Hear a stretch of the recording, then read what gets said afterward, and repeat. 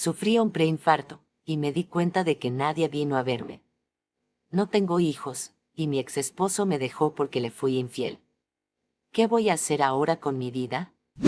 Llevo varios días encerrada en mi casa, y para una mujer tan activa como yo, esto es peor que el infierno. No me siento enferma, pero los médicos dijeron que debía guardar reposo absoluto, al menos por una semana. Así que aquí estoy, en mi departamento, sola, sin nada que hacer. Tuve un preinfarto. Estrés, presión alta, agotamiento. Así lo explicaron. Me lo dijeron con calma, como si fuera algo leve. Pero en la cara del médico, lo que vi fue un aviso: si no cambia su estilo de vida, la próxima vez puede ser fatal. Lo más duro no fue el dolor en el pecho, ni la pérdida de conocimiento en plena conferencia. Lo que más me golpeó fue despertar en el hospital y ver que no había nadie a mi lado. Ninguna visita. Ningún mensaje de voz. Solo flores genéricas con una tarjeta de parte del equipo de marketing. Hoy vino una mujer para cocinarme porque yo no sé usar mi propia cocina. Mi departamento, bien ubicado, moderno, decorado con todo lo necesario, fue durante años un simple lugar para dormir. Desde hace al menos una década, no lo uso para nada más. Y en estas horas de silencio, sin juntas, sin correos urgentes ni teléfono sonando, me estoy dando cuenta de todo lo que perdí por el camino. No tengo hijos. Hace muchos años que estoy divorciada. Mi ex esposo se fue cuando se enteró de mi infidelidad. Mis amigas, las pocas que alguna vez tuve, ya no forman parte de mi vida. Y ni siquiera mi hermana se ha tomado la molestia de llamarme para ver cómo estoy. Todo esto porque centré mi vida exclusivamente en el trabajo. Porque me convencí de que no necesitaba a nadie más que a mí misma. Hace un rato pasó mi asistente a dejarme unos documentos. Los necesitaban firmados con urgencia. Su saludo fue amable, pero distante. Me preguntó cómo seguía, y aunque intentó sonar preocupada, su tono era tan formal que estoy segura de que, si no trabajáramos juntas desde hace 5 años, ni habría pasado por aquí. Volví a ver a Sergio en mi cabeza. Una imagen nítida, inevitable. Cuando era mucho más joven, estaba completamente enamorada de él. Fuimos amigos durante años. Nos conocíamos de toda la vida. Y cuando me pidió matrimonio, no hubo mujer más feliz que yo. Él me apoyó para que terminara mis estudios, incluso cuando yo pensaba dejar la maestría por cansancio. Me animó, me sostuvo, y celebró conmigo cada logro. Era el mejor compañero que alguien podría haber pedido. En aquellos años yo también soñaba con formar una familia. Un par de hijos, una casa grande, salidas en familia, fines de semana tranquilos. Y Sergio deseaba exactamente eso, más que nada. Era su mayor ilusión. Después de casarnos, yo me dediqué de lleno al trabajo. Estaba determinada a crecer, a demostrar que no necesitaba favores ni influencias para destacar. Le dije a Sergio que lo de los hijos podía esperar. Que más adelante, cuando las cosas se estabilizaran, lo intentaríamos. Pero los años pasaban, y con cada ascenso, sentía que detenerme para quedar embarazada sería poner en pausa todo lo que había conseguido. No era solo el embarazo. Era el posparto. El cuidado. Las noches sin dormir. Todo eso me parecía una amenaza para mi carrera. Ya tenía más de 30 años y entendía la preocupación de Sergio, pero yo no podía frenar. No quería ni pensar en la idea de dejar de trabajar por un hijo. Fui paciente. Le decía que aún no era el momento, que necesitábamos ahorrar más, que la empresa estaba en un momento clave. Pero con el tiempo, su insistencia me empezó a incomodar. Sentía que me presionaba, como si me hiciera elegir entre mi carrera y unos niños. Hasta que un día, furiosa, le dije que ya no quería tener hijos. Que no necesitaba hijos para ser feliz. Que arruinarían nuestro estilo de vida, nuestras metas. Que estábamos bien solo los dos. Esas palabras, aunque en su momento me sonaron firmes, hoy me retumban como un eco vacío. Me arrepiento de haberlas dicho. Pero lo peor vino después. Mi matrimonio ya estaba desgastado. Lo veía, pero no quería aceptarlo. Sergio estaba cada vez más distante, más triste, y yo lo ignoraba. Me enfocaba en mis reuniones, en mis planes de expansión, en mis metas. Descargaba en él mi frustración cada vez que algo salía mal en el trabajo. Lo hacía sentir como una carga, cuando él solo quería compartir su vida conmigo. En medio de esa crisis que yo me negaba a enfrentar, un gerente nuevo empezó a coquetear conmigo. Era mayor, influyente, y tenía el poder de desbloquear ciertos ascensos que venían demorados. Un día me hizo una propuesta directa. Y no lo dudé. No lo hice por amor ni por deseo. Lo hice porque me pareció lógico. Frío, pero real. Necesario. Tuve una aventura con él. Un par de meses. Nada importante. Pero suficiente para destruir lo poco que quedaba de mi matrimonio. Sergio lo descubrió. No me gritó, no hizo escándalos. Solo me dijo que ya estaba cansado. Que me había amado de verdad, pero que le quedaba claro que yo amaba más mi trabajo que a él. Y se fue. El divorcio fue rápido. Repartimos todo en silencio. No hubo disputas. Yo seguí centrada en mi trabajo. Gracias a mi amante, al que ni siquiera recuerdo con claridad, logré ascender. Y sentí que todo tenía sentido. Que ese era el camino. Que, después de todo, valía la pena. No volví a ver a Sergio hasta muchos años después. No quise pensar más en mi matrimonio fracasado, ni en lo que pudo haber sido. Estaba enfocada. Había elegido el camino correcto. Oh, eso me repetía. Porque en el fondo, siempre supe que él fue el amor de mi vida. No me volví a casar, pero amantes no me faltaron. Algunos me sirvieron para escalar dentro de la empresa. Otros fueron simplemente para matar el tiempo. Y por ahí también tuve a esos que creían que, a mi lado, podían avanzar en esta carrera empresarial, como si yo fuera una llave o una escalera. Yo nunca se los prometí. Que se ilusionaran era asunto suyo. Pero nunca hubo nada serio, realmente. Nada que pudiera llamarse relación. No había amor, no había vínculos, no había futuro. Seguía progresando en mi trabajo, y eso me llenaba de orgullo. Mis logros eran reales. Mis cifras también. Pero ahora que lo pienso con calma, me doy cuenta de que, incluso en esos momentos de gloria, ya era una mujer completamente sola. Había dejado de cocinar. Tenía una cocina nueva, moderna, equipada con todo. Pero me decía, ¿para qué? Mejor salgo a comer, o pido algo. No tiene sentido ensociar por una sola persona. Y una parte de mí lo justificaba pensando que estaba demasiado ocupada, que no podía darme el lujo de perder tiempo en banalidades como preparar comida. Estaba completamente centrada en mi trabajo. En esa empresa en la que había puesto todo. Años de esfuerzo, horas extras, vacaciones perdidas. Todo lo que yo era, todo lo que representaba, estaba vinculado a esa oficina, a ese cargo, a ese ritmo de vida. Y me parecía inadmisible soltarlo. Sentía que si bajaba el ritmo, si me relajaba, perdía todo lo que había construido. Cuando mi hermana menor se casó, no fui a la ceremonia. No tenía ni tiempo ni ganas. Le mandé un regalo carísimo, eso sí. Y me aseguré de que le llegara el mismo día del evento. Pensé que con eso bastaría. Pero ella me llamó días después, molesta. Me dijo que no podía creer que no hubiera ido, que era su única hermana. Me reclamó que ni siquiera la hubiera llamado. Y yo solo atiné a decir que tenía compromisos ineludibles. Lo cierto es que no quería perder un día entero solo para sonreír en una boda. Pero eso no fue lo peor. Mi madre había muerto muchos años antes incluso de que yo me casara. Mi padre, en cambio, vivió bastante más. Mi relación con él era distante. Hablábamos poco, casi nunca nos veíamos. Y cuando enfermó gravemente, mi hermana me llamó desesperada. Me dijo que estaba en sus últimos días, que apenas hablaba, pero que preguntaba por mí. Que quería verme. Que necesitaba despedirse. Yo llevaba ya años sin verlos. Años sin viajar a su ciudad. Y en ese momento, por más dolida que estuviera, no podía dejar todo tirado.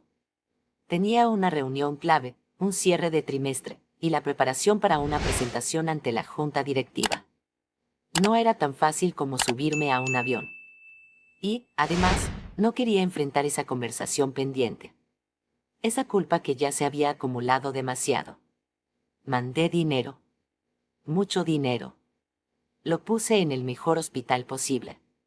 Le contraté una enfermera privada. Pagué cada cosa que mi hermana me pedía. Pero no fui. Días después, mi hermana me llamó llorando. Me dijo que papá había muerto. Que lo último que dijo fue que quería verme una vez más. Su voz era tan rota, tan cargada de tristeza y resentimiento, que me paralizó. Pero no le supe responder.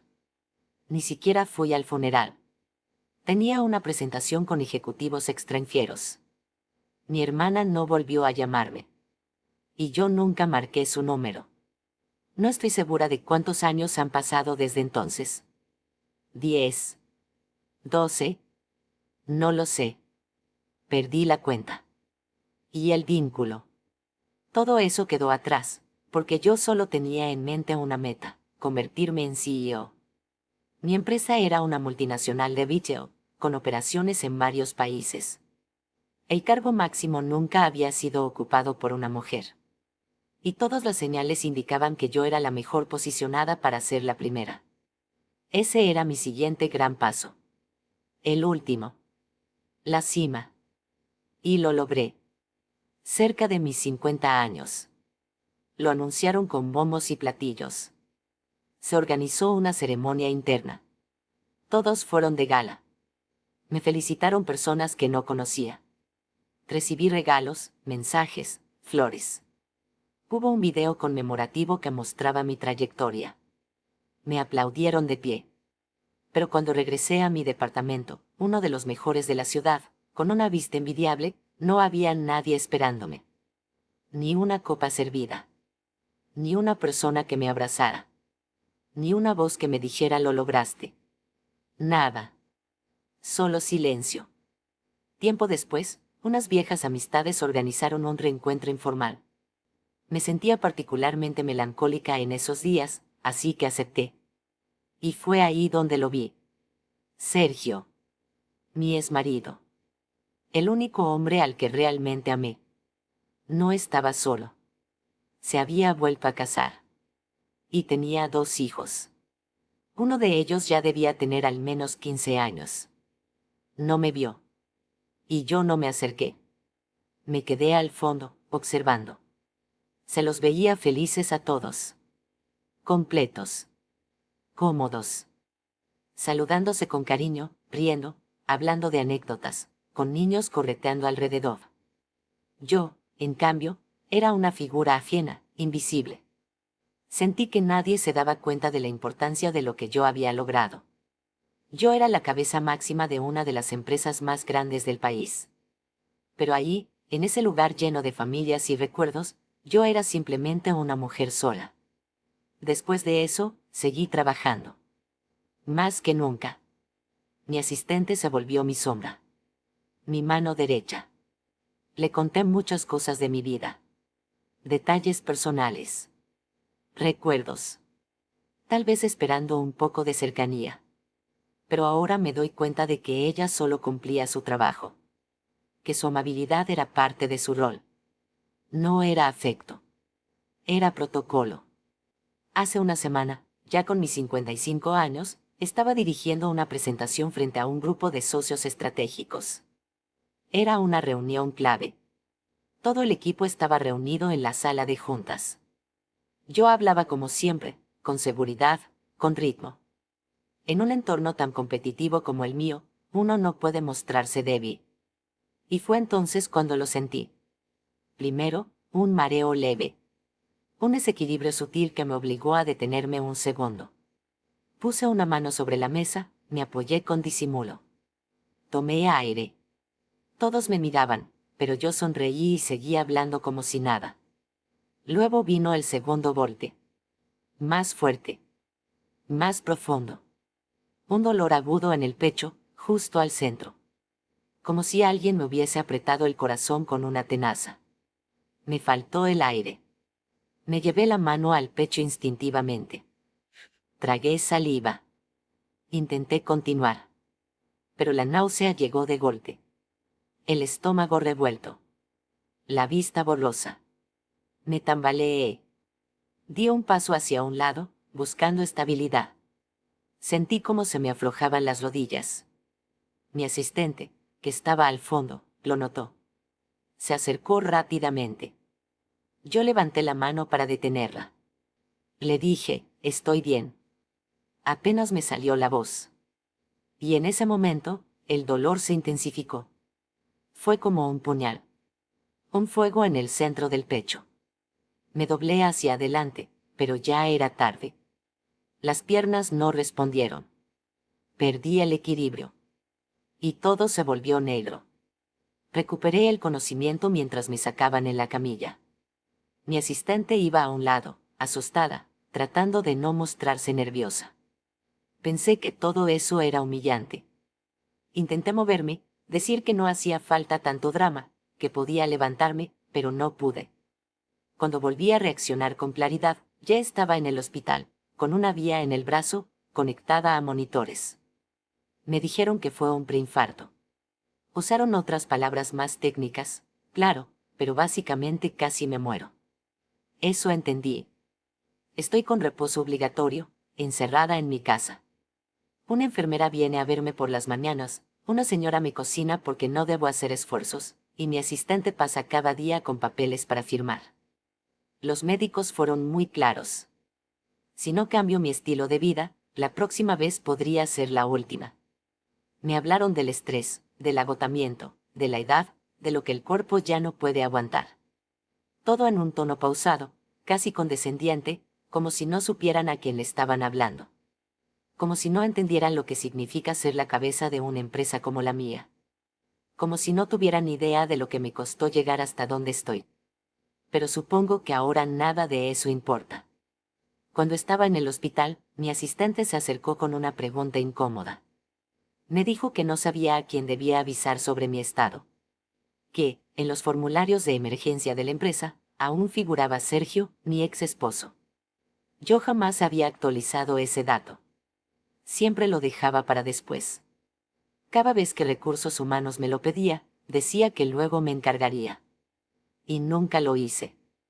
Mi asistente, que conocía mi situación, decidió no llamarlo.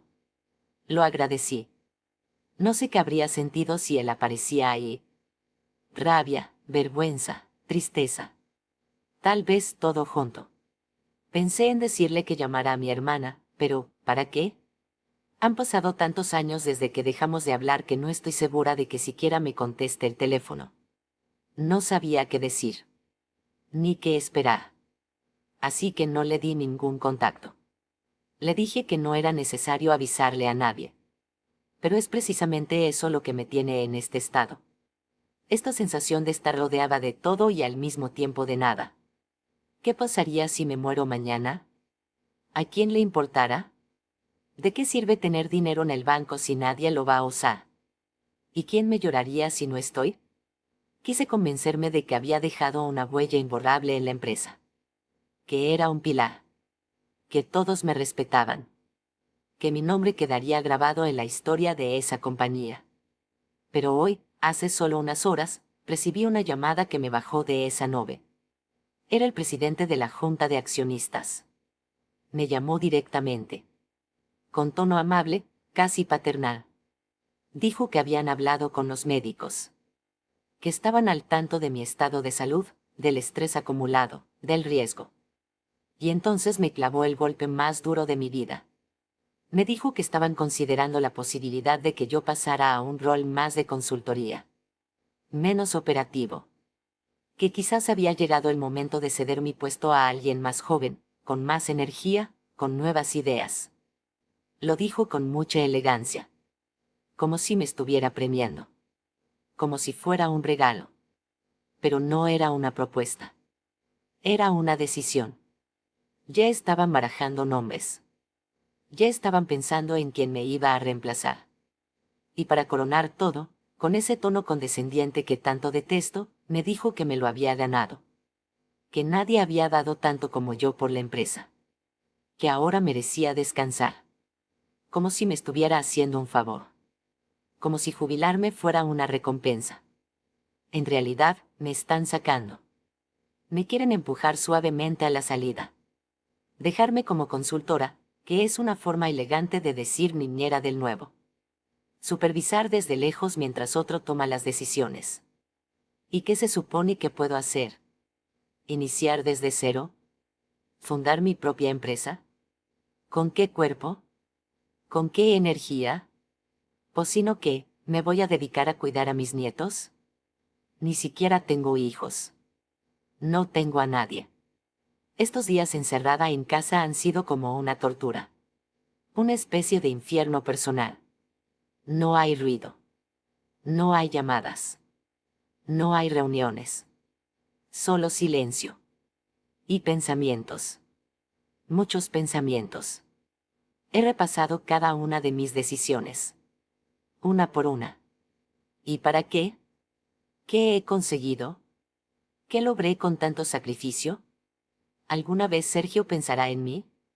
¿Le importará saber que estuve al borde de la muerte? Sé que todo esto es parte del malestar general.